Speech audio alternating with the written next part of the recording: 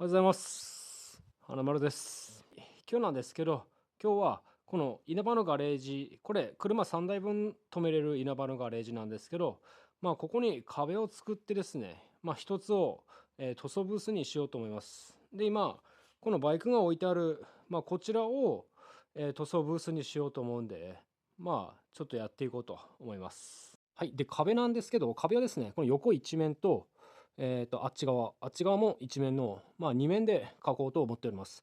で、この横側は、ここの梁を利用するのと、一番奥側です。ここですね。ここを使って壁をつけようと思ってます。こっちの壁なんでつけるかって言ったら、こっちにいろいろ荷物があるんで、塗装するとミストが全部ここらにかかってしまうんで、ここでも一つ壁を作ることにしました。なんでね、やっていきます。はい、今回使っていく材料はこちらですね。この4尺 ×8 尺の、この板。これはもらい物ですね。廃材です。で、この下のやつですね。これも 2x4 と一緒ぐらいのサイズなんですけど、これももらい物なんで、これも使います。と、あと、この固定ベースってやつですね。これだけちょっと買ってきましたね。調整できるやつですね。こうやって。高さを。で、こういう風に単管が入ると。で、ここで調整できるということですね。と、サドルバンドです。それとあと、単管ですね。4メーターのやつ。4メーターも使わないんですけど、中古の単管です。こいつを切って使おうと思います。はい。で、使用材料がこちらになります。ちょっと分かりづらいんですけど、48×88 と書いてあるやつが、2x4 と、ほぼ一緒な厚みのやつですね。で、最後に、廃材で棚を作ったんですけど、その棚に使った廃材はこちらに含まれておりません。はい、とりあえずですね、掃除していきます。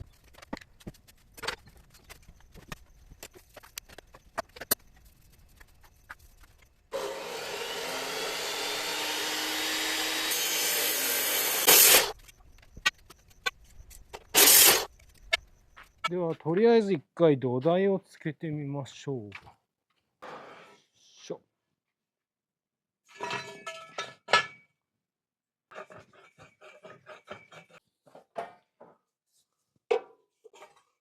で、これ上にコッパつけて、傷防止のためにコッパをつけておきましょう。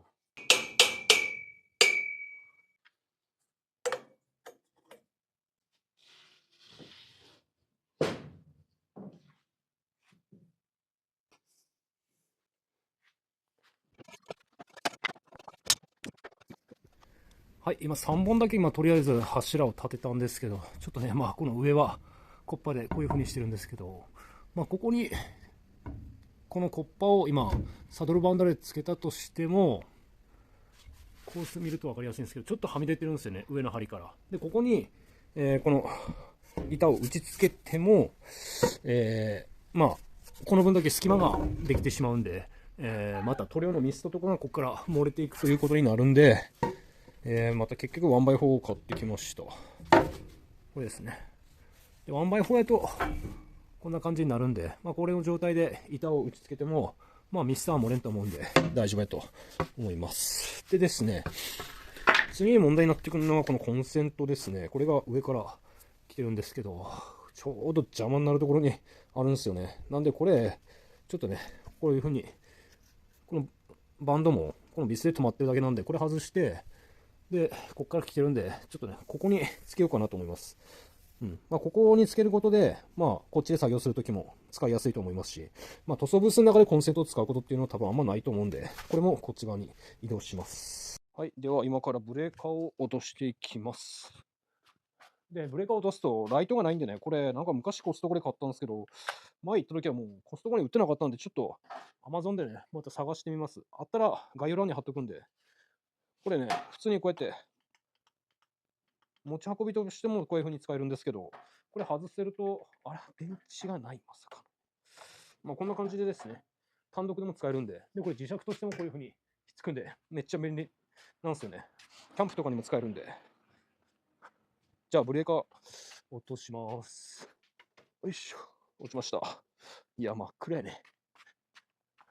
こんな感じで結構真っ暗なんですけど、結構明るいでしょ、あれ。あんま長時間、どうですかね、3時間ぐらいはこれ充電しとくと持つんで、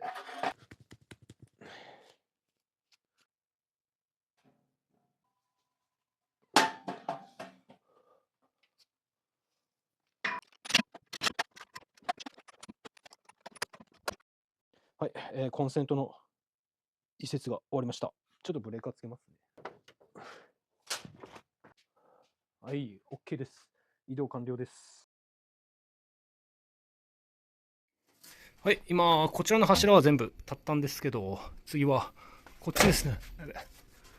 こっちがね、この梁がね、細いんで、こっちのようにはできなくて、これを受け皿にしようと思います。で、ここには配線通るようにちょっと、加工はされてるんですけど、これでね、ちょっとやっていきます。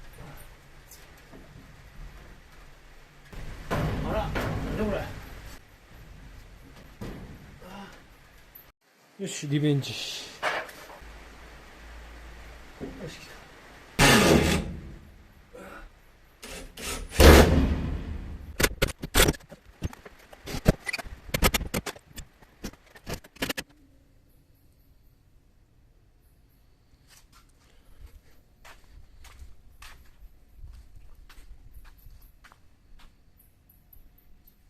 ここはね、ちょっとあまりにもみっともないんで、ここをやり直します。まあ、あっちのようにしますわ。これちょっと、ひどいな。はい、上の方もですね、なんとか、こんな形で終わりました。もうね、コッパ外してもう直でもこの単管をここに当ててしまおうかなと思ったんですけど、やっぱ、これね、下で回すと、で、この向きをね、こういう風にしたかったんで、この縦向きだとこういうのに干渉しちゃうんでね。って思うとやっぱ、キーだとね、めり込んでいくんで、こんな感じでめり込むんで、まあ、よく聞くようにも、めり込むことによって、まあ余計ずれにくくもなると思いますしね。やっぱここは切り合ってよかったかなと思います。ボルトとかで、ところとかは、切り込み入れてこういう風に、干渉線用にだけしてあります。でね、一つ気になったのが、ここ、豪雪柱なんですけど、最初からついてるやつ。こうやって見るとですね、まあこの単管は垂直なんですけど、こうやって下に来るとね、垂直取れてないっていう感じでですね、まあこんなこともあるもんないなと思いながら見ておりました。これちょっとね、垂直ではないです。で、まあこの使うのはこの4尺8尺の板なんですけど、まああっちから面に合わせてこう来るとですね、ここでピシッとなるようにしてあるんで、まあここに 1x4 が来るんで、まあここを継ぎ目としてね、こっちから残り半分を打っていこうかなと思っております。はい。ではですね、柱が立ったんで、この 1x4 を、この単管にサドルバンドを使って貼っていこうと思います。はい。ビスはこれ買ってきました。ちょっとね、1x4 は 19mm の厚みしかないんで、今あるビスやとこう、突き抜けちゃうんで、これ買ってきました。これちょっとね、頭が広いんで、まあね、サドルバンドをつけるにもちょうどいいかなと思うんで、こいつを使います。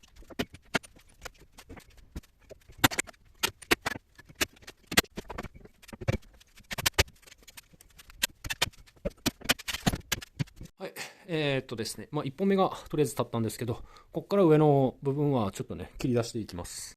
はい、一応、1x4 が貼り終わりました。まあ、ここはですね、こういうふうに、まあ、面になるように、一応合わせております。では、板を貼っていきましょう。このボロボロのやつですね。ちょっとね、作業場がごちゃごちゃして狭すぎるな。まあいいや。アンカーを先に打ちますわ。これアンカーが後で打てんくなるな。今やってたと思うんですけど、今板を張ってしまったらこのアンカーが打てないんですよね。で、アンカーは、まあ一応2本だけ入れておきます。まあ万が一地震で、こうね、揺れた時に、もうここも支えがなかったら、多分ぶっ倒れるしかないと思うんで、まあ一応保険の意味でやっておきます。まあどっちみちにここ、この目地があって4本入れれないんで。で、打つのはこの M10 のアンカーですね。これ M12 のアンカー、ここね、ぴったし入るんですよ。で、前もちょっとやったんですけど、こいつが入ってからっつって、ドリルが入らんのっすよね、この穴へと。なんでここは一つちっちゃい M10 のやつにしました。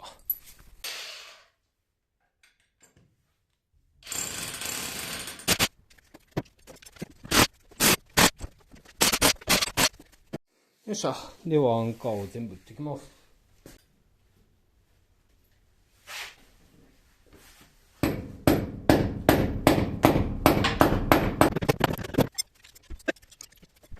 で今アンカー打ったんですけど、今この木の板をね、さっき打ち付けてたと思うんですけど、また打つんですけど、ちょうどね、この今アンカー分、ちょうどここのアンカーに乗っかる形になっちゃうんで、この木の板が。なんでここがね、2センチぐらいちょっとね、ここら隙間が空くんですけど、で、最後にここに窓に換気扇をつけるんですけど、換気扇って密封された部屋、もう完全に密封された部屋で換気扇をつけても、なんかね、排出力が弱いらしいんですよね。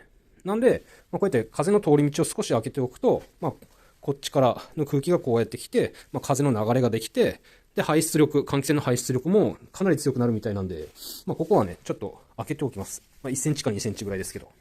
はい、では、板を打っていきます。どうしようかな、これ上から打っていった方がいいんかな。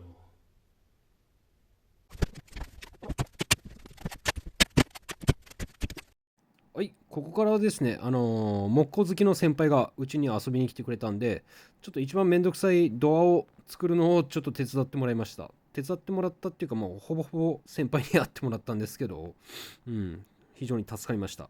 いつもありがとうございます。はい、今日ちょっと木工の詳しい先輩に来てもらってですね、扉だけつきました。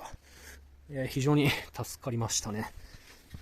で、ここ今ちょっとね、仮でつけたんですけど、こんな感じで、こういう風に開くようになっております。でもね、これまだ下がね、やっぱちょっと動くんで、固定する、なんかね、L 型の金具かなんか買ってきて、下側も固定しないとちょっとまずいです。はい。じゃあ残りの壁打っていきましょう。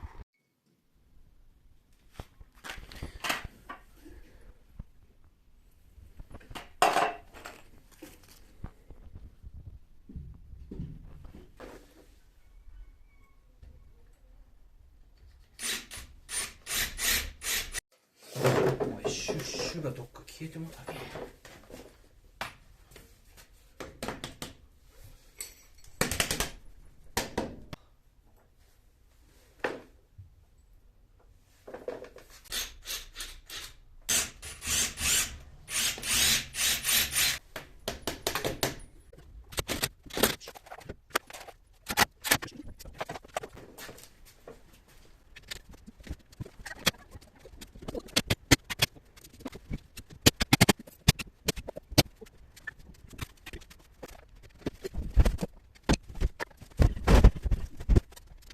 今度はあそこがはまらなくなっちゃいました。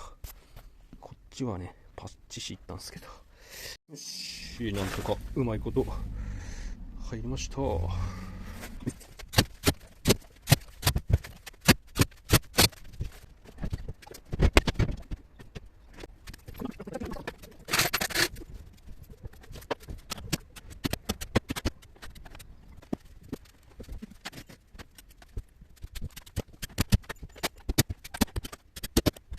はい、ここ最後の真柱なんですけど、ここなくてもいいかなと思ったんですけど、やっぱここのね、ここらのところをきちんとしたいんでね、1本入れました。こんな感じで L にして、で、この筋交いみたいなプレートのここにタッピングビスで固定してしまおうと思います。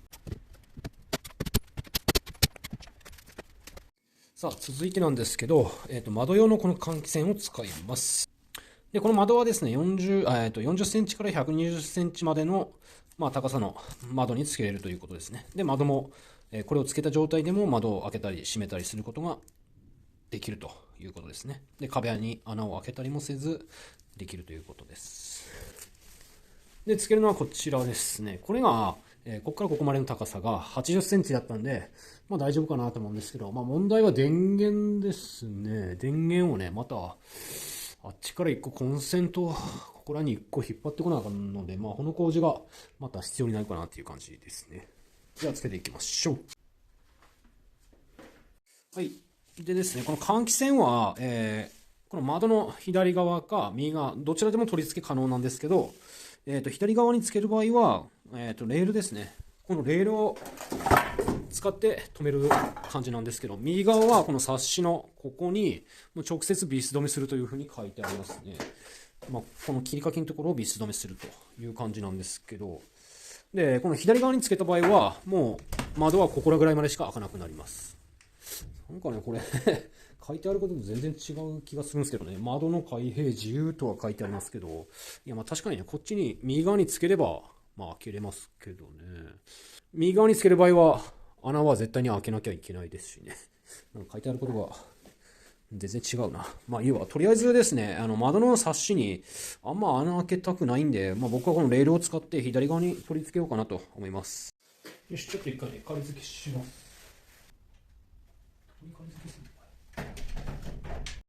さあさあ、では換気扇をつけていきましょ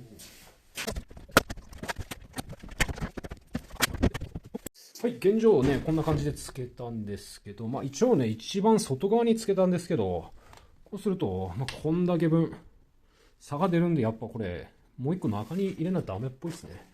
よし、ちょっと汚いなと思ったな、これ。はい、ということでできてですね、隙間はね、1センチぐらいですかね。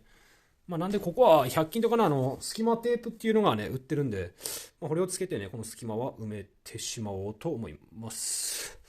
ちょっとね、開けづらいっていうのはね、あるんですけど、こういう風に開けなきゃいけないんで。で、換気扇使うときだけ今みたいな感じで開けるという感じですね。あとはね、ちょっと動くかやってみましょうか。試しでつけていきたいと思います。長いな。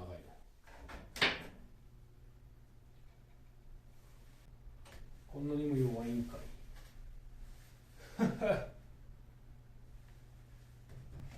これどっちな？出てるんだけど。めっちゃ排出はされてます。扇風機の中ぐらいですかね。風量的には。いや、弱か。けどないよりはマシか。ちょっとね、タバコ、電子タバコなんですけど、ちょっと。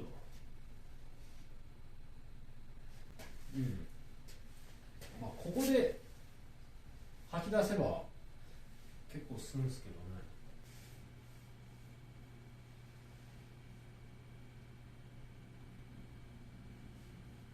どね。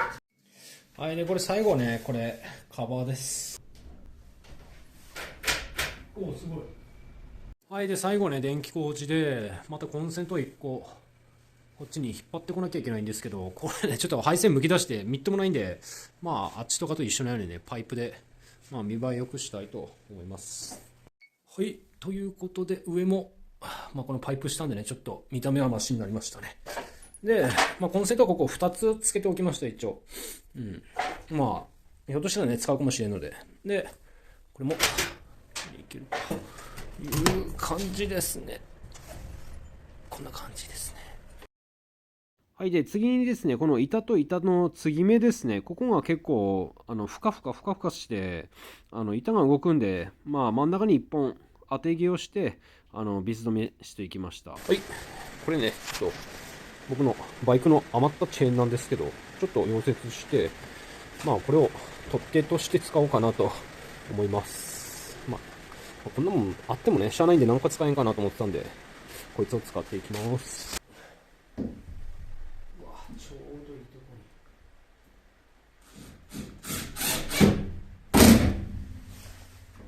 こに。おお、いい感じ。で、このチェーンもね、なんか余ってたんで、これ使いました。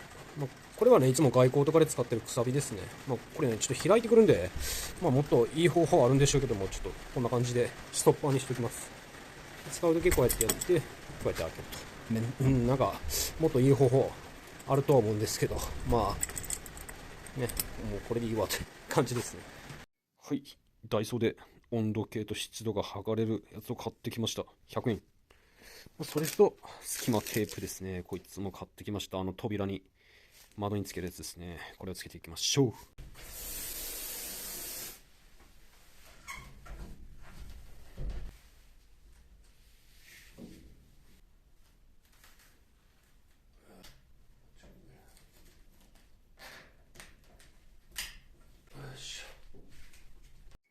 はい、閉めてるときはですね、こんな感じなんですけど、今の感じで開けると、こんな感じでね、さっきの隙間テープがちょうどいいところまで来ると。これぐらいこれぐらいはもう、許容範囲かなっていう感じですね。はい。で、湿度計、体温計じゃねえわ。温度計がつきました。これが下が湿度ですね。で、上が温度っていう感じです。はい。で、次は、今、こっちの持ち手はできたんで、次はこっち側ですね。こっちは別にこれでもいいんですけど、これはちょっとね、仮設で作ったような感じのやつなんで、もうちょっとね、おしゃれにしたいということで、またこのチェーンを使います。このチェーンはですね、別に色とかついてない通常のチェーンなんで、けどこれもずっと余ってて、どうしようかなと思ってたんで、これもね、使って反対側の扉の取っ手を作りたいと思います。いやー、ちょっと待って、本当に画質悪い。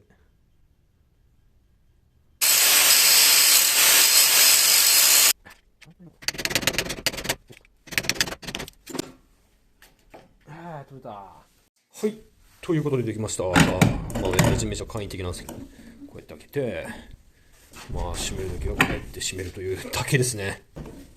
なんかね、チェーンって使い勝手いいですよね。なんかね、こっちはね、こんな感じになってるんですけど、ふにゃふにゃ曲がるんで、自分がこういう形にしたいなってところで、溶接してしまえば、何にでも使えるんで、意外とね、本当に便利やなと思いました。はい、ですね、こいつが届きました。これ何なのかというとですね、こんな分厚いんこれ。塗装用のフィルターですね。こんなに分厚いとはちょっと思わんかったな。こんな分厚いんけ。こんな感じですね。ちょっと換気扇に当ててみましょうか。はい。こんな感じでちょっと詰め込んでみました。これでね、普通に空気を吸ってくれりゃ別に問題はないんですけど。うわ、これきつい。はい、今ですね、こんな感じでね、換気扇をつけたんですけど、で、ちょっとこうしておけば、動きはせんのですけど、いい方法が思い浮かばんので、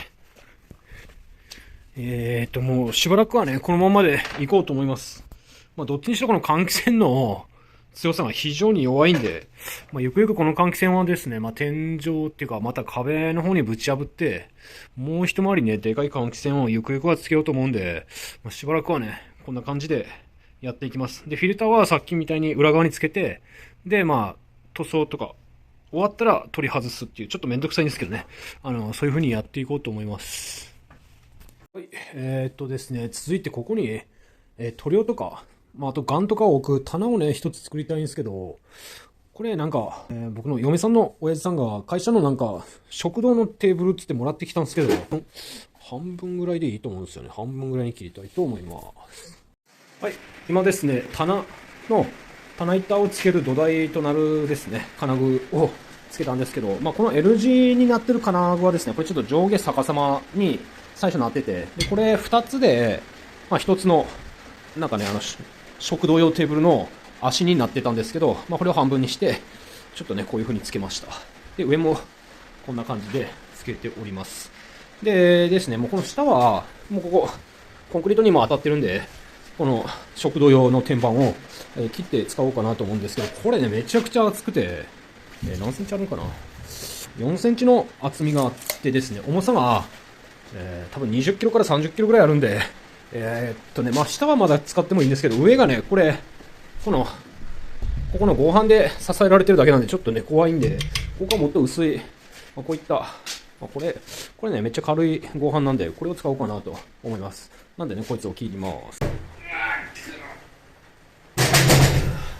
いきます。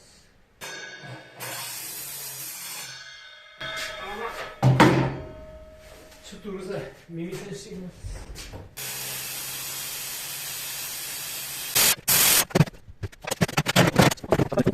はい、食卓テーブルの中身はこんな感じで、これね、これ中はね、段ボールですね。で、ここに、3ミリほどのベニヤ板2枚を、サンドイッチしてる感じですね。で、ここは修正剤だと思うんですけどね。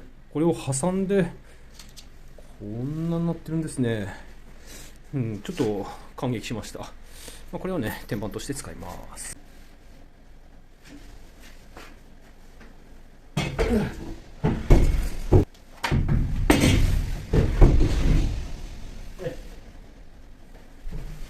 れちょっとね、簡単にここから干渉してるんで、切り替えていきたいと思います。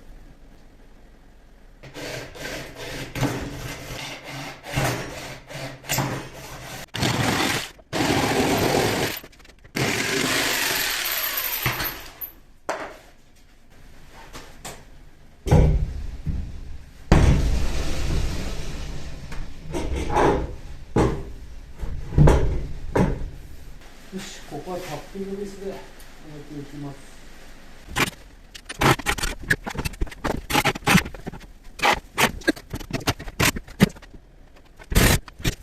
はい、とりあえず下側の棚板ができましたね。まあちょっと僕が乗っても大丈夫なんで、まあそこそこの重さになるものは乗せれるかなと思います。はい、で棚板がもう残りこんだけとなってしまってですね、上の分もう全然足りなくなってしまったんで、ちょっとねここからは上の方は、合板を使ってやろうと思います。でただ合板を引いただけじゃ多分、こんだけの控えやったらちょっと厳しいんで、これがちょうど 2m10 のやつが2本余ってたんで、まあ、こいつを下に引いて、でこれを上に合板を乗せようかなと思います。